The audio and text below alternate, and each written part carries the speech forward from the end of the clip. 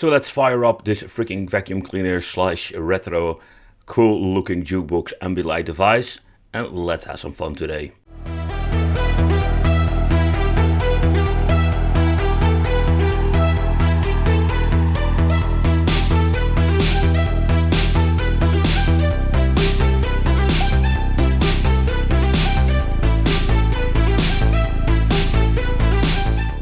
Hey, it's awesome that you're tuning in.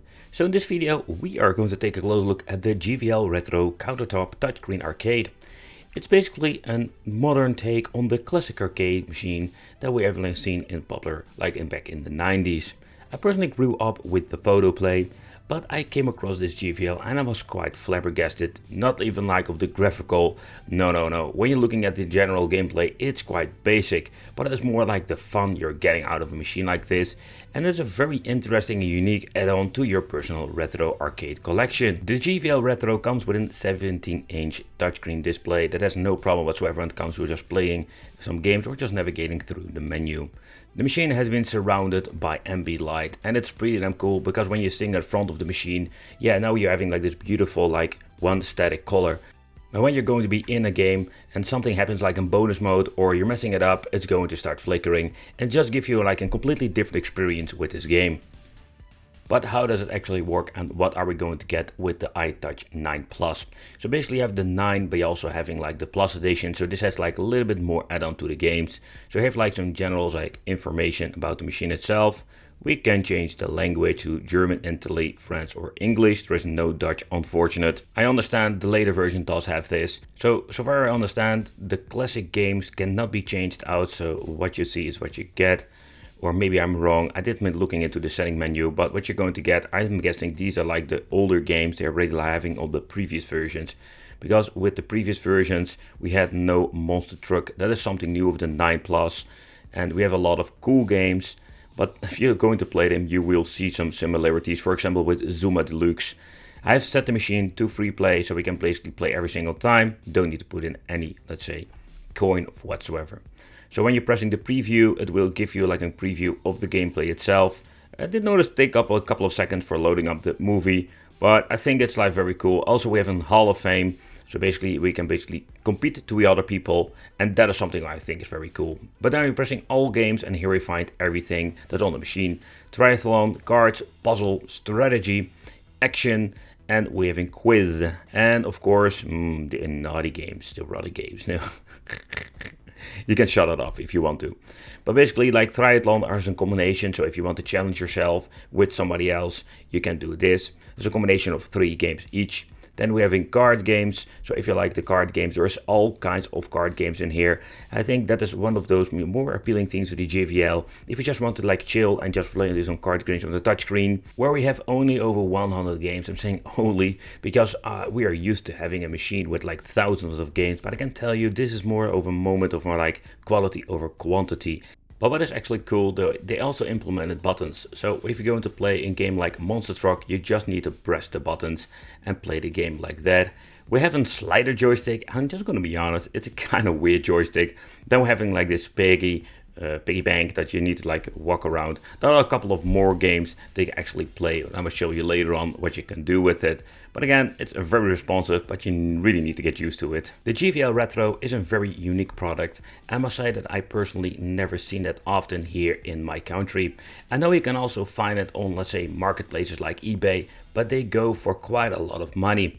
It's also quite interesting if you think about it, but these things were made quite robust and they were made for bars where can people just put some money and just, let's say, basically enjoy themselves for a short time period. But let's open up the machine itself. Let's remove the back plate and just give you a quick peek in the inside.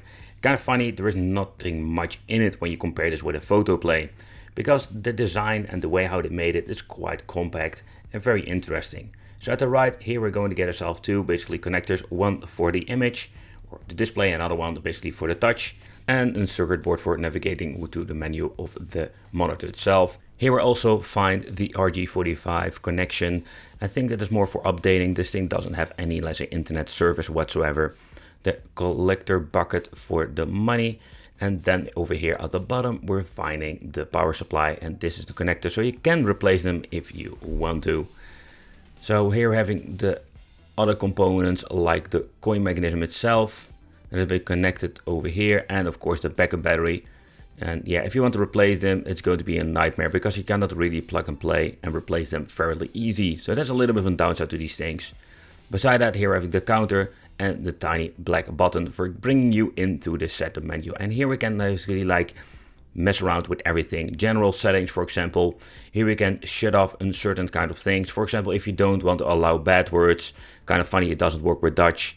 We can shut down the erotic. Here you can see like nudity, topless, lingerie, glamour, and time of date, volume of the machine itself, or we can just adjust it and slide it all the way to the right and all the way to the left. And of course we're having here the international, and international is for, yep, the language itself. And then here we can even mess around with the LEDs at the front. It's kind of cool. We're having retro LEDs, dim lights and demo, dim lights on money in, test lights, you know, like everything can be done through here. Okay, but let's take a close look at some games and just have a lot of fun, because oh boy, there are some games on here that makes no sense, especially when you're looking at the graphical aspect of it, but they are so much fun, especially when you're going to play them with friends.